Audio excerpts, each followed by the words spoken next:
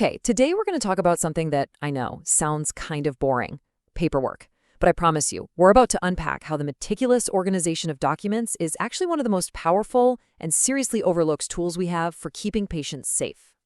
So let me kick things off with a question for you. Picture a modern hospital, right? It's filled with scalpels, powerful drugs, complex machines. So what do you think is the single most dangerous tool in that entire building?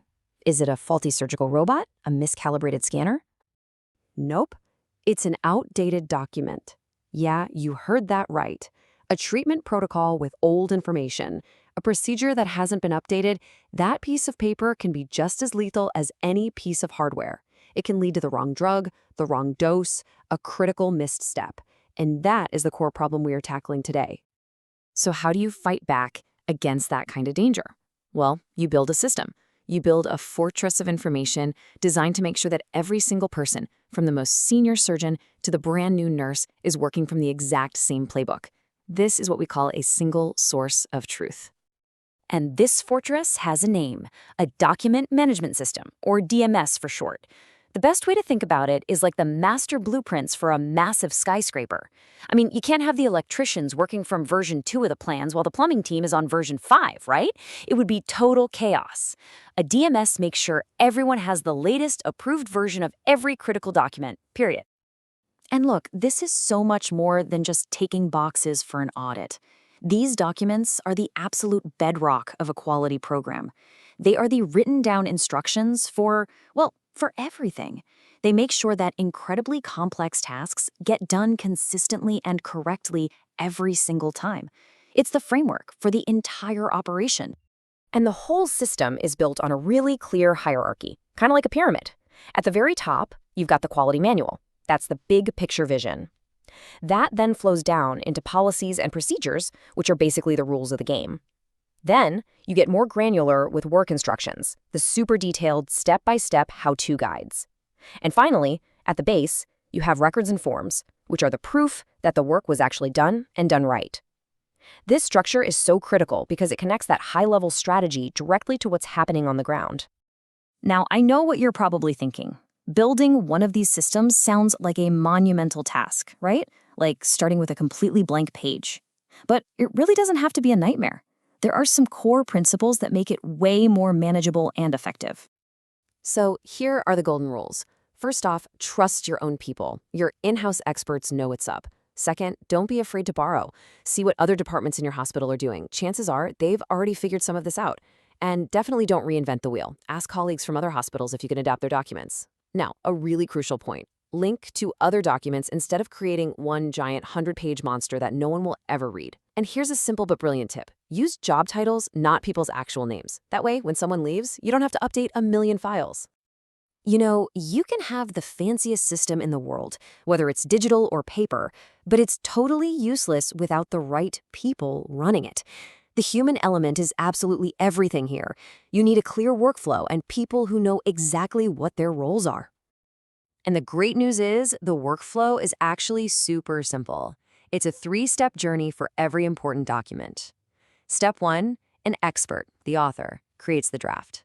Step 2, a reviewer, or maybe a few of them, checks it over for accuracy.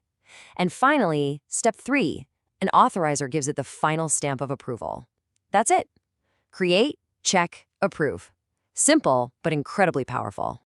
A really good way to remember these roles is with an analogy. The author is like the architect, the expert who designs the blueprint. The reviewer is the inspector. They're the fresh set of eyes, maybe from a different department, who checks the plan to make sure it's sound. And the authorizer? That's the city planner.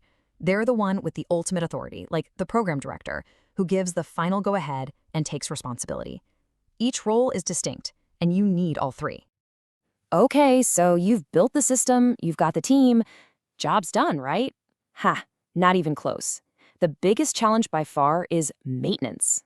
Keeping this whole thing up to date is a constant effort, and there are some serious standards in place to make sure it doesn't just fall apart over time.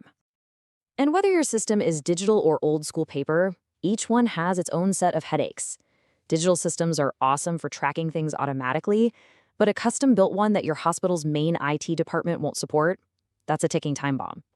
And paper systems, well, they're simple. but they're famous for those little handwritten notes in the margins that nobody can track and the absolute nightmare of trying to hunt down and destroy every single old copy. But honestly, the single biggest point of failure is when the system just decays. This is what happens when a handful of people are responsible for a mountain of documents. They get completely overwhelmed, review dates get missed, and before you know it, you're right back in that danger zone with outdated, risky policies floating around. The only real solution is to get as many staff as possible involved to share the load. And to stop that decay from happening, you've got accreditation bodies like JACIE that lay down some hard and fast rules of the road. These are the non-negotiables.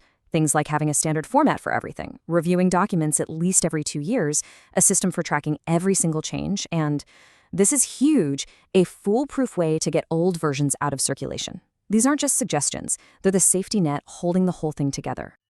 Following all these rules might feel like a chore, just more bureaucracy. But the payoff of a great document management system, it goes way, way beyond just passing an inspection. It can fundamentally change the culture of a place for the better. And this is where the whole topic gets really interesting, where we flip the script.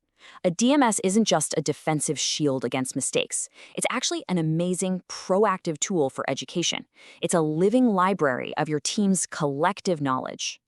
Let me give you some real-world examples of how this works. Got a new employee? Have them author or review a document in their area of expertise. It's the best training they can get.